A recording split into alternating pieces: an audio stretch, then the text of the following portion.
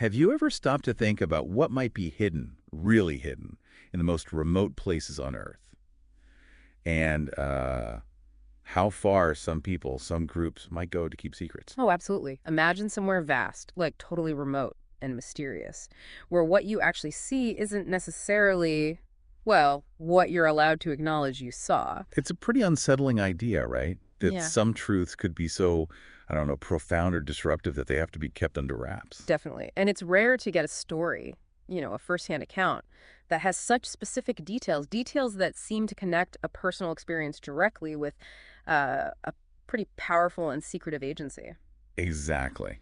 And that's what we're diving into today. We've got this incredible testimony from a retired U.S. Navy flight engineer. He talks about his experiences in Antarctica back in the mid-90s, encounters he calls high strangeness. But the story doesn't stop there, does it? Not at all. Years later, he gets his phone call. Super strange, incredibly specific, and from, well, a very unexpected source. Right, and that's where it gets really compelling for me, how his personal story suddenly connects to these huge questions about, information control, government oversight, even privacy in today's world. So our mission for this deep dive is to really unpack what this serviceman went through. We'll trace the timeline of how this all came out and think about the implications, the kind of chilling implications of the forces that maybe tried to silence it. Yeah, get ready for some details that are, frankly, pretty surprising. It's a story that definitely makes you question what might really be going on. Okay, so let's set the scene first. The person at the center of this, we're calling him Brian. He's a retired U.S. Navy petty officer, first-class flight engineer. Yeah. Served a long time, 1977 to 1997. 20 years, so an experienced serviceman. Definitely. And it was during his deployment to Antarctica, specifically between 95 and 96, that he and his C-130 crew ran into what he describes as high strangeness. High strangeness. For anyone maybe not familiar, in this context, it usually means stuff that's not just unexplained, but like really bizarre, multiple weird elements happening together. Right. Not just seeing a light in the sky. It could be objects moving impossibly fast, strange disappearances, weird coincidences, even psychological effects on the people who see it. Which sounds like it covers quite a bit of Brian's experience. It does. So, specifically, Brian reported multiple sightings of these silver disks moving really fast over the transantarctic mountains. And not just him, right? The whole crew saw them. Exactly. Repeated observations by an experienced flight crew. That's important. It really is. Consistency across multiple witnesses, especially trained observers, adds a lot of weight. It's not just one person's perception. Okay, now here's where it gets even more, well, strange. There was an emergency medevac situation, and because of that, his crew had to fly across an area that was supposed to be a no-fly zone. A no-fly zone in Antarctica. Whereabouts? Apparently very close to the geographic South Pole, maybe 5, 10 miles away. Okay. And what did they see there? This is the kicker. They saw a massive hole in the ice. Huge. He described it as being the size of a football field. A football field-size hole in the ice. Yeah, and he explicitly called it an entrance to an underground installation. Wow. Okay, that's Cool. that's a significant claim. An entrance that big leading underground in such a remote place, what could possibly require that? It just immediately challenges, our usual understanding of what's down there. Absolutely. And the weirdness didn't stop. Brian also talked about a group of scientists, maybe a dozen or so, who just vanished, disappeared for 2 weeks from their camp near Marie Birdland. Vanished for 2 weeks in And- Antarctica. That's Yeah, okay. incredibly dangerous. And then they reappeared. And Brian's crew was the one assigned to go pick them up. Okay, so what were they like when they were found? That's the other strange part. When the crew picked them up, the scientists were all completely silent. And they looked terrified, just scared. Silent and scared. After being missing for 2 weeks out there, while isolation and harsh conditions can definitely mess with people. Yeah, but this sounds different, doesn't it? It does. That collective silence, the visible fear in what you'd assume are seasoned professionals. It doesn't sound like just, typical stress from being lost. It sounds more like they saw something or experienced something truly traumatic. Maybe something they were warned not to talk about. Or maybe forced not to. So after all this, the discs, the giant hole, the missing scientists, Brian and his crew got some pretty stern verbal orders. Verbal orders, what were they told? Basically, don't talk about any of it. Not the discs, not the hole, not the scientists. They were told repeatedly, you did not see what you kept seeing. You did not see what you kept seeing. That's classic gaslighting language, isn't it? Trying to make them doubt their own observations. Exactly. But here's a really crucial point Brian makes. He was never, ever asked to sign an official non-disclosure agreement, an NDA. No NDA, just verbal warnings. Just verbal warnings. Forget about it. Move on. That's significant. Why do you think that is? No paper trail. Could be. Makes it harder to legally enforce silence later. Maybe easier to deny it ever happened, but... It also leaves the door open for someone like Brian to eventually talk, right? Without breaking a signed contract. Precisely, But... which is exactly what he did years later after he retired.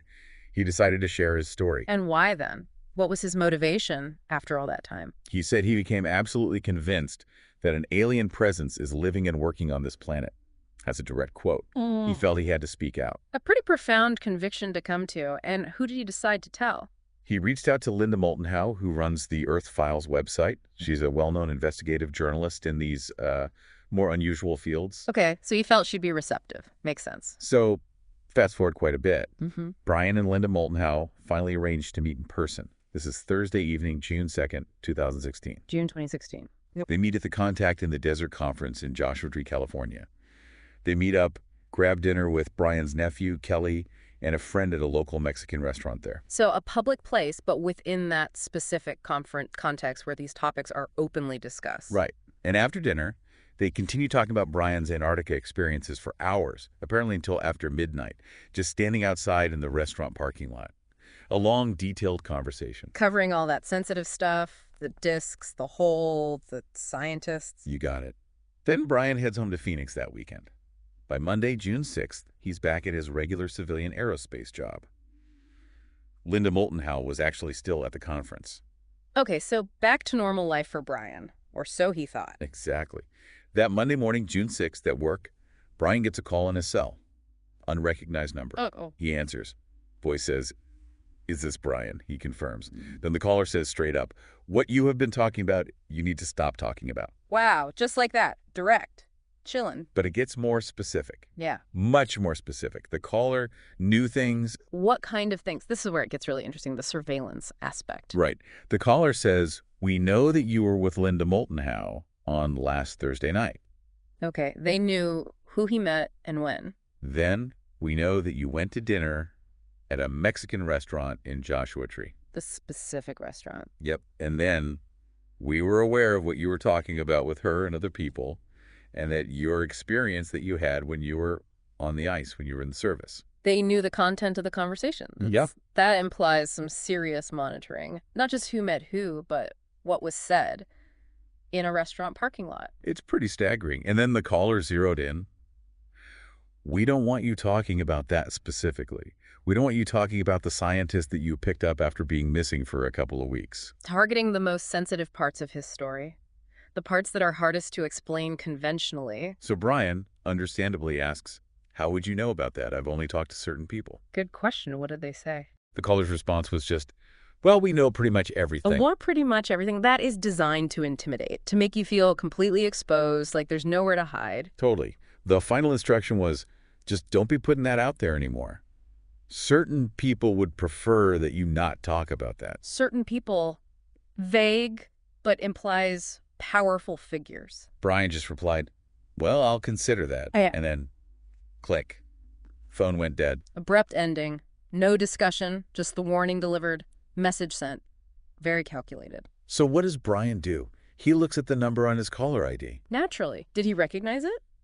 No, but he Googled it. Yeah. It came back as the general phone number for the NSA, the National Security Agency in Fort Meade, Maryland. The NSA. Yeah. That changes everything. That's not just some random crank call. That's verification. Absolutely. And to be sure, he had his nephew, Kelly, the one who was at dinner with him, Googled number 2. Kelly got the same result. NSA, Fort Meade. Double verification. So it seems like a direct communication from a major intelligence agency about a conversation he had just days before. Yeah. So the question becomes, why then? Why call him in June 2016, almost 20 years after his Antarctic experiences? Did Brian have any theories about the timing? He did. He connected it to reports that were apparently circulating online around that time about a British documentary film crew that had gone missing in Antarctica. Missing. What were they reportedly looking for? According to the reports Brian saw, they had supposedly found evidence of an alleged pyramid under the ice. A pyramid. Okay. So how did Brian link that to his own story? He speculated, he hypothesized that maybe, just maybe, this film crew went missing in the same area where those scientists he picked up had vanished back in 1996. Ah, so he's drawing a potential line between the 96 scientists and the 2016 film crew, suggesting maybe they stumbled onto the same sensitive thing or location. Exactly. And his thinking was, the NSA call was basically a warning. Somebody does not want others putting two and two together about these disappearances decades apart in potentially the same region. Trying to stop him from adding his voice to that potential correlation, from reinforcing the idea that something sensitive is being hidden in that part of Antarctica. Makes you wonder, right? So this whole thing obviously raises huge questions about trust, oversight, surveillance. For sure. Did Linda Moulton Howe ask him if he ever suspected they were being listened to back then at the restaurant or in the parking lot? She did, and his answer was really quite sobering. He said basically, I would never have thought that back then.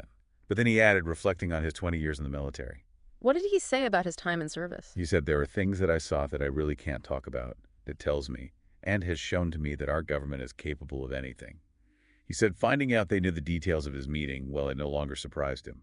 That's a profound shift in perspective. From naive trust to a kind of resigned awareness of capability, it really challenges the assumptions we might make about privacy, even for former military personnel. He also brought up, the rights of ordinary citizens. He said, we are not doing anything that is wrong, just talking about experiences. It's a clear statement about feeling his rights were being infringed upon. And it loops back to that point about the NDA, doesn't it? He reiterated he never signed one for the Antarctica stuff.